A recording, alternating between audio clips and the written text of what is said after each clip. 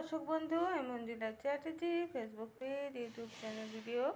আজকে আমি ডিম ভাপা রেসিপিটা আপনাদের সাথে শেয়ার করব।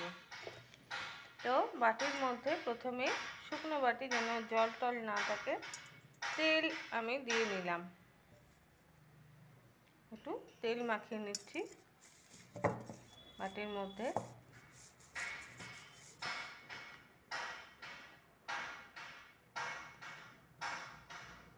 এখানে বাটির মধ্যে 7খানা ডিম নিয়ে নিয়েছি।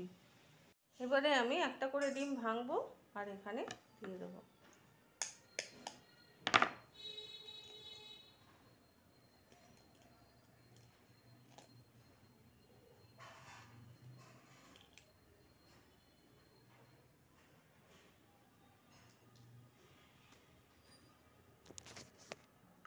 দেখুন, কুসুমটা কিন্তু ভাঙিনি।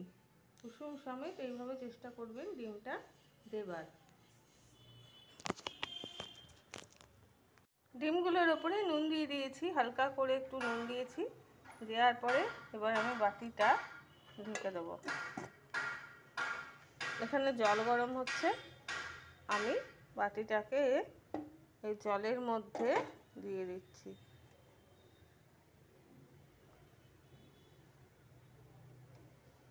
একটা স্ট্যান্ড দিয়েছি, স্ট্যান্ডের উপরে বসিয়ে দিলাম। দিয়ে এবারে আমি ঢাকা দিয়ে দেবো।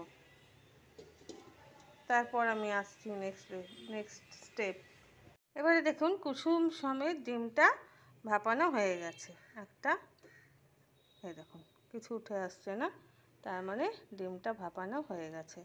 এইবারে আমি এটাকে নামাবো।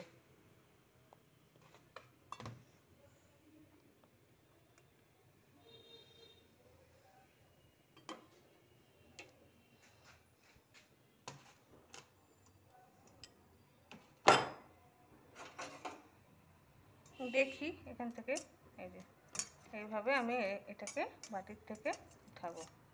একটু ঠান্ডা হোক। আমি ডিমগুলোকে পিস করে নিয়েছি, ভাপানো ডিমগুলোকে দিয়ে এখানে আমি হলুদ গুঁড়ো আর লবণ দিয়ে রেখেছি। এবার আমি এটাকে একটুখানি মিশিয়ে নিচ্ছি টস করে। কুসুমগুলো দেখুন সুন্দর ভাজা আছে। আর ফ্রাইং প্যানে আমি তেল দিয়ে দিচ্ছি হালকা করে।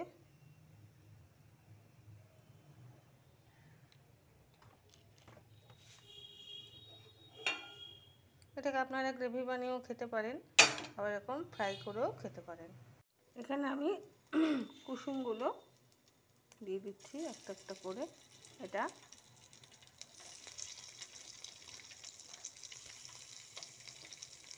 আপনারা চাইলে কাশ্মীরি মির্চও এর মধ্যে দিতে পারেন।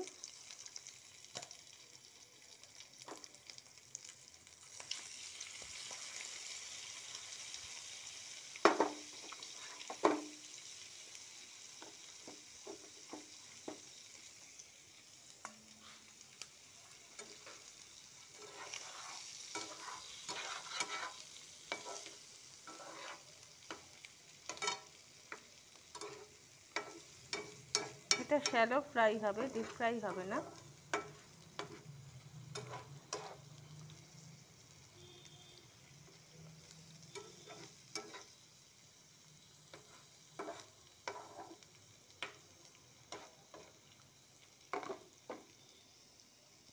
এটা আপনারা চাইলে পেঁয়াজ রসুন দিয়েও ভাপাতে পারেন। আমি পেঁয়াজ রসুন দিইনি। আমি এবারে এখানে একটু সস অ্যাড করে দেবো।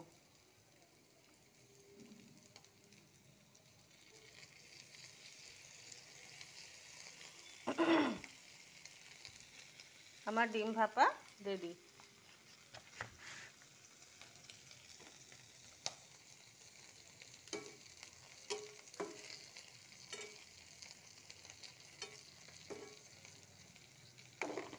Thank you so much.